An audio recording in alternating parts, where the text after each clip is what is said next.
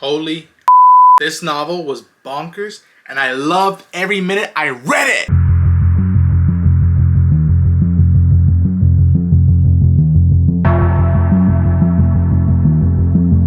Hi everyone, I'm Running a Chain, and this is my later novel review by Stephen King. This film, I had seen it in the bookshelves for a long time, and I said one day I'll get it because it has a kick-ass cover by Paul Mann, and it's by Stephen King, so it's gotta be good. Let me check it out one of these days, and I just finally had the urge and just said, let me just pick it up and go through it, and I was seduced by it and just fell into this pit of like, what is this magnificent procedural thriller crime supernatural story. I'm not gonna give too much of the spoilers, but it is about this kid named Jamie who has these supernatural abilities to see dead people and can ask them questions and they have to tell them the truth. You go on this journey with him and his mother Tia, and you go through ups and downs of his young childhood life leading up to teenage years, and they also meet up with this character named Liz, and she's a PD, and that's all I want to say because you have to go read this book and go on this journey by yourself. I'm very picky with novels. I'm very picky with books. I'm not that much of a novel reader, but once in a while something like this stumbles upon and I just can't let it go. I want to read it over and over again, whether on the road or at home or at the gym or whatever. I just have to have it with me, and this was no less. And the fact that it's by Hard Case Crime, who I picked up a comic or two of theirs, the girl who handcuffed or who electrified Tesla and Gang Honey, I believe, and I was just like, this is cool, this feels pulpy, it's like old school Hollywood crime stories. And the fact that they teamed up with Stephen King to do a novel, I might be late to the party, but I'm in it, and I'm now want to check out the rest of their Hard Case Crime books and graphic novels. I hope they adapt to it one day.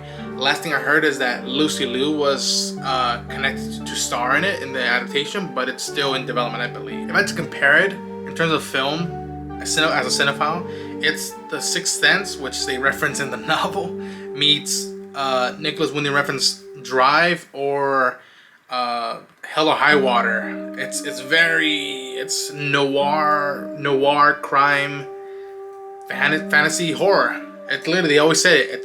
Don't forget, this is a horror story. I care about these characters. They are complex. Each of them has an up and down scenario, and even side characters they introduce, you just want to see them talk to each other and see what they're gonna come up with. Especially with what Jamie and Liz go through. The element of a single mother raising a child, I'm not foreign to. I know how I've lived through an experience like that, so this book hit home in so many places. And I don't want to say so much, but yet want to expand how happy and excited I am that I read this book, that I picked it up, and how much I want people to try it out and get it to themselves. It is freaky. There are some weird elements to it.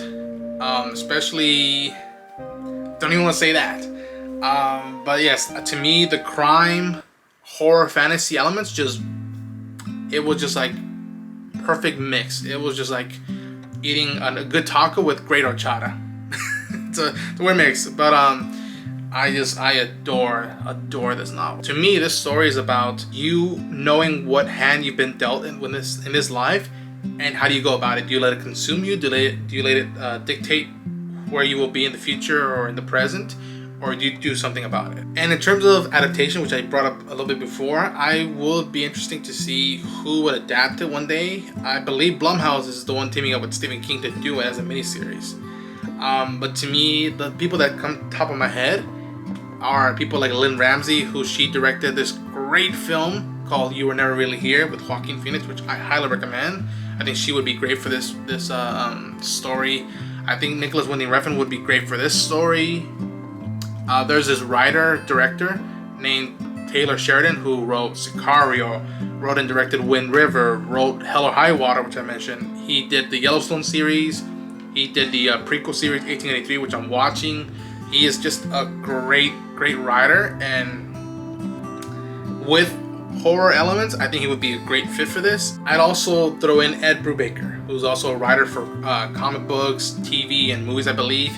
He co-wrote Too Old to Die Young with Nicholas Winding Refn, and that's a freaky show that one day I'll have to do a video. And he did this great graphic novel that I love called Bad Weekend with Image Comics, which I highly recommend. And those just are some of the names that I would be like, if you can get some of these people involved to do this, it would be in great hands, in my opinion. But that's my review slash video on Later by Stephen King. I didn't think I would have to make a video for it, but I felt to get my emotions out of it and just share it with people and recommend it to people. Go out and seek it out, try it out. And if you dig it, comment down below on my video, subscribe to the channel, grow out more to see more content coming out within the new year, reactions, reviews, podcasts, and until next time, later.